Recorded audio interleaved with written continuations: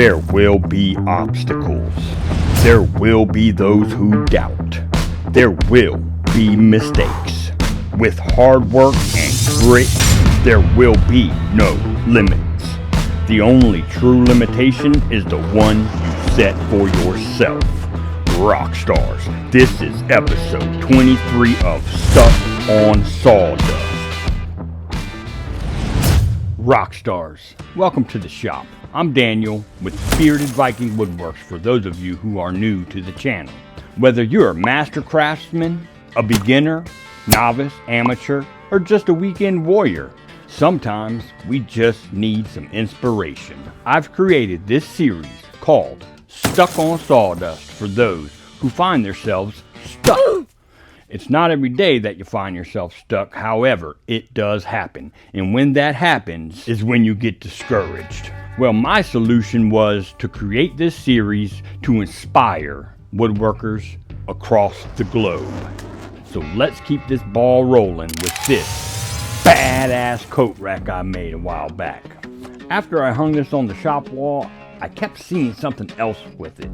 And I think I've got an idea for this that's really going to set us up for a great looking shelf. So you know what time it is. Meet me at the table saw. Let's see. I got some scraps. Yeah, that looks good. Yeah. Alright, so I've got my scraps here. And I'm going to find the common thickness amongst them.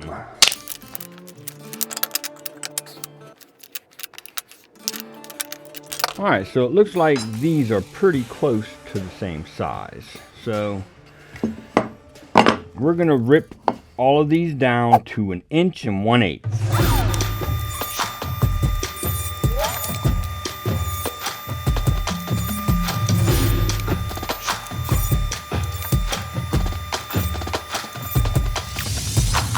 Alright, so what I did here was I got the best color pattern I felt. And I know this isn't going to be everybody's cup of tea or cup of joe, but it's my cup of tea and joe. So, that being said, I got everything laid out how I thought looked great, and I glued it all together. So we're going to let this dry up, and I'll meet you back over here when it's dry. Alright, so now we got this all dried up. I've got this scrap piece of walnut here, and this walnut is 3 3/4 wide by 3/4 inch thick, and it is approximately 17 inches in length. My piece here is 16 3/4, and I've got all of these cut different sizes. So I've got 9 1/4 here, 8 3/4, 10, 9 1/2. My longest piece on this piece here is 13 1/4. So this is just the scrap wood I had. I didn't cut any of the links off. I just squared it up, and then I just glued them all together. And what I'm going to do with our walnut here is take and cut a dado into our backer piece and then mount this onto the backer. So let's measure out for that. I want this piece to stop right about here at this piece of walnut. So I'll come in 12 inches from our left side, make that mark. And then I'll pull up from the bottom 3 1/2 inches. And I'll set this shelf right below that 3 1/2 inch mark. And I think that's going to be the best look for this piece. So we'll come down here and pull up 3 1/2. I'll take our framing square here just to get a reference line. And we'll go ahead, take this over to our router table, and I'll meet you over there. Okay, so before we start, I'll pull over from the very edge of my router bit. It's just a flat 3/4 inch flute bit. And I'll pull over 12 inches from that very edge. And I'll put a stop block right here at that 12 inch mark to ensure that we stop right at our 12-inch mark. Now let's just transfer our 3.5-inch mark to our side here. And we're setting our walnut below that 3.5-inch mark, right below it. So we'll just take and line up the edge of our carbide tip on our router bit right there with that 3.5-inch mark. Lock our fence in place. So we've got our router bit set to an 1/8 inch in height.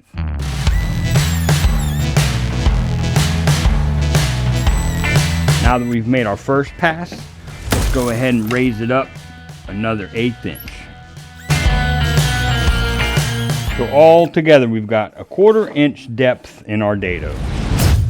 So now over here at our workbench, we'll just take and make this little round area here nice and square. And we'll just line up the edge of our chisel right with our dado. And just give it a couple light taps.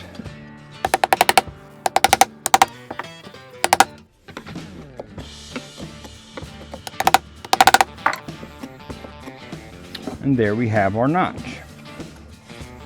Let's head back over to our table saw. All right, back over here at our table saw, I'm going to test our dado. Oh yeah, that's a nice snug fit.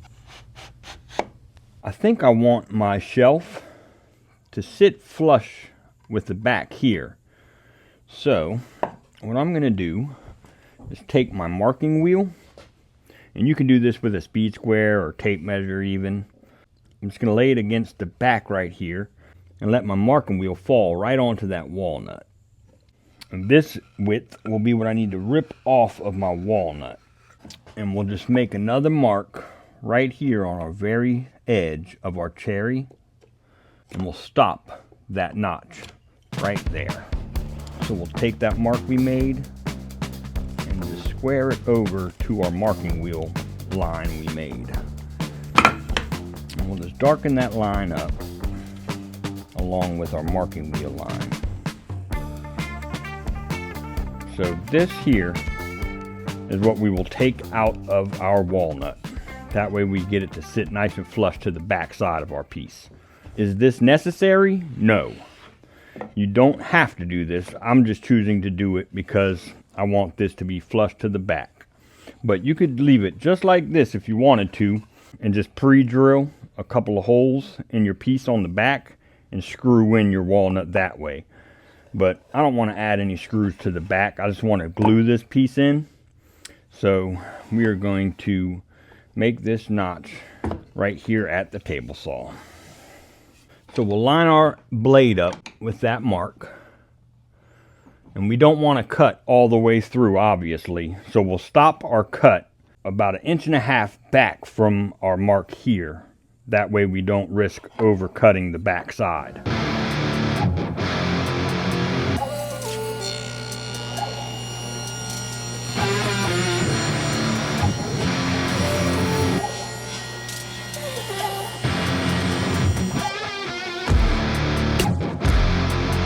Let that blade stop completely.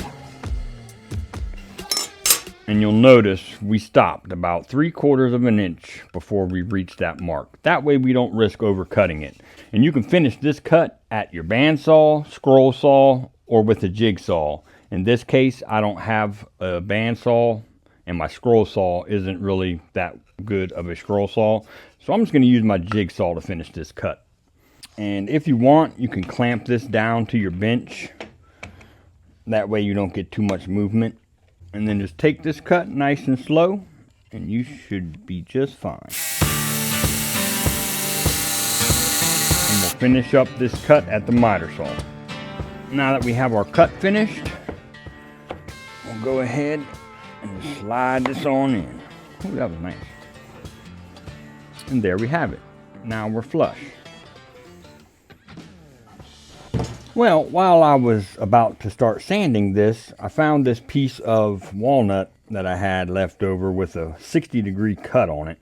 And I'm actually thinking about taking and adding this piece to my shelf for an actual coat rack or maybe a hat rack.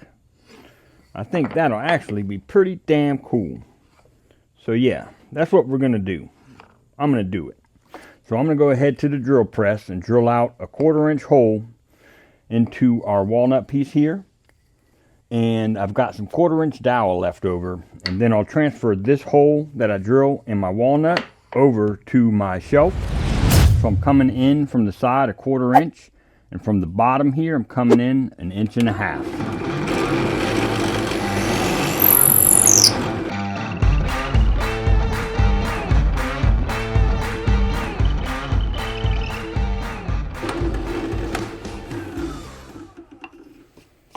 All right, I'm gonna hop right on over to our belt sander and put a round over right over this short point.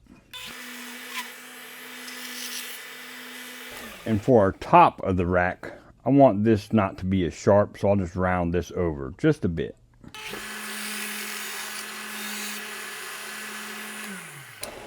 All right, so meet me back over at the table saw. All right, so let's pop this shelf out. And I'm going to clamp my coat rack piece of walnut to the shelf, making sure my bottom is flush with the shelf bottom.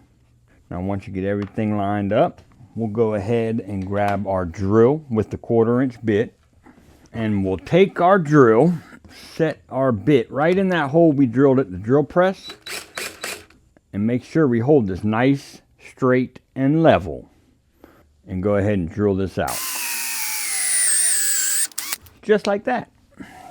Make sure to clean out this hole once you take that piece off. Now we'll just go ahead and take our dowel and insert it through our walnut piece here. And use some paste wax if you need to, because this can get super tight. All right, and then we'll line this dowel up with our walnut there. And there we have it. We're going to go ahead, I'm going to take this dowel and cut it at 4 inches. We'll add some glue to our hole. Add a dab of glue. Get our dowel, set it right in there. Grab your mallet, give it a couple taps to make sure it's in there all the way. And we'll take our walnut and push it on there like so. We'll leave this walnut off for now and let that glue dry in there. While that glue dries, I'm going to go ahead off camera and get this thing sanded down along with our shelf. Now, one of the things I like most about doing scrap wood projects is there are no rules. There's usually no set of plans to go off of. You just work with what you have. These are all cutoffs from all sorts of different projects, and this is the best time to get creative, is when you have scrap wood and you don't want to throw it away, but you want to find something to do with it. So we're just kind of winging this project, and I need to add a backer here. That way, when I cut my dowel flush with my actual rack, I can add a piece out here, and that will keep the walnut on this dowel. Over time, this walnut would risk falling off of this dowel. You know, once you open it and close it, it's going to get wore out a little bit.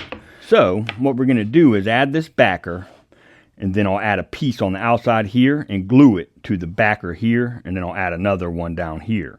And the beauty of this is our backer can actually act as our French cleat for mounting it to the wall. So let's go ahead and get this piece fastened to our back right here. And we want to be flush to our walnut out here.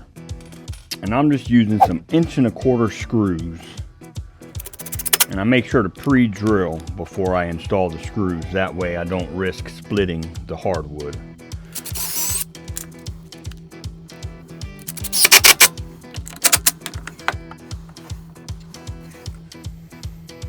Alright, so now we'll go ahead and get our walnut shelf glued in place, and I'll get it clamped in here nice and tight.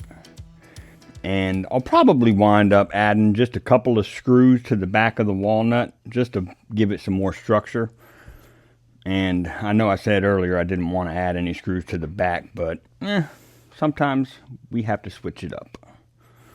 The good thing about this dado cut is that on your walnut shelf piece, say there was any kind of discrepancies with your notch you made, you have a 1/4 inch depth that will hide any discrepancies you may have. So that's an upside of the dado. So let's go ahead and add a dab of glue. Alright, so we'll go ahead and get this clamped in here. Let this glue dry. I'm going to go ahead and cut my additional backer piece so my piece sits nice and even to the wall, because I've added a 3/4 inch cleat to it. So I need to add another 3/4 inch piece to the very bottom. And I'm going to cut that at 16 inches.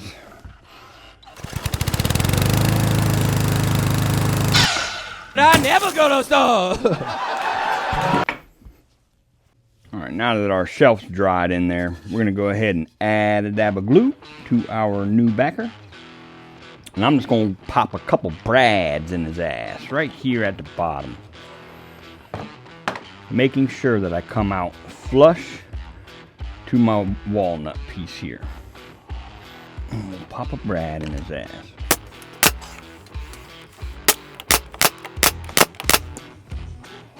Alright.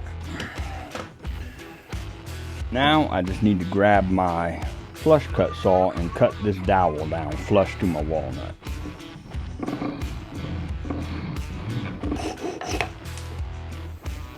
Now when we go to use our coat rack, it has a stopper right there. That's marvelous. Alright, so now I got that backer nailed on. I like this piece of walnut here to finish this off. It is 3/8 of an inch thick, and I am going to just mark right here and rip this down at the table saw, and that is at 1 inch and 15/16. All right, so we will add some glue to our plywood backer right on the edge, being careful not to get any glue on our walnut coat rack part. And we'll just pop a couple brads in his ass, making sure that we are flush with the front and the backer.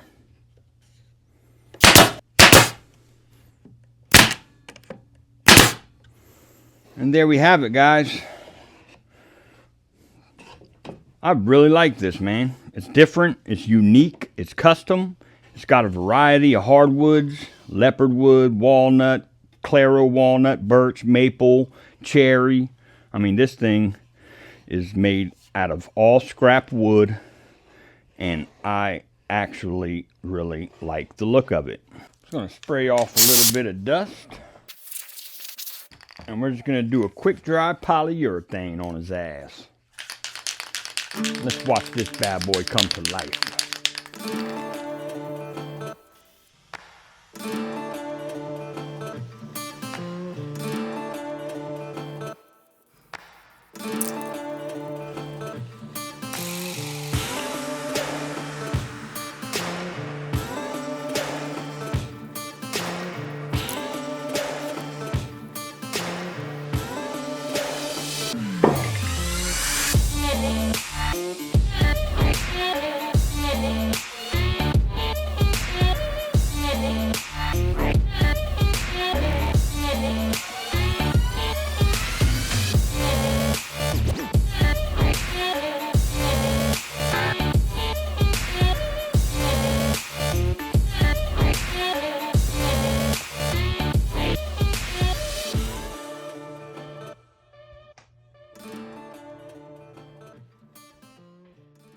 Wow, rock stars, talk about taking an idea and running with it. I mean, I know everybody's not going to like this project. However, I really do like it. And you don't have to mix up this many different woods. You could do 2 different woods, 3, whatever you prefer. This is just a scrap that I had on hand. I was just motivated to get in the shop, take some ideas, and run with it. I'm probably going to wind up adding some magnets down here for keys. I'm going to add a magnet to my coat rack, to the back of it here, and to that backer. That way when I shut it, it'll stay shut and won't risk getting loose in that dowel and just slinging open on its own.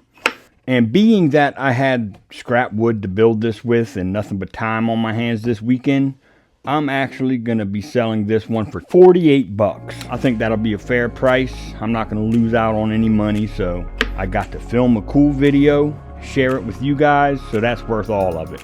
I hope this gets your wheels turning, and until next time, I'm Daniel, and this has been Bearded Viking Woodworks. Get in your shop and make some sawdust. Thanks, guys.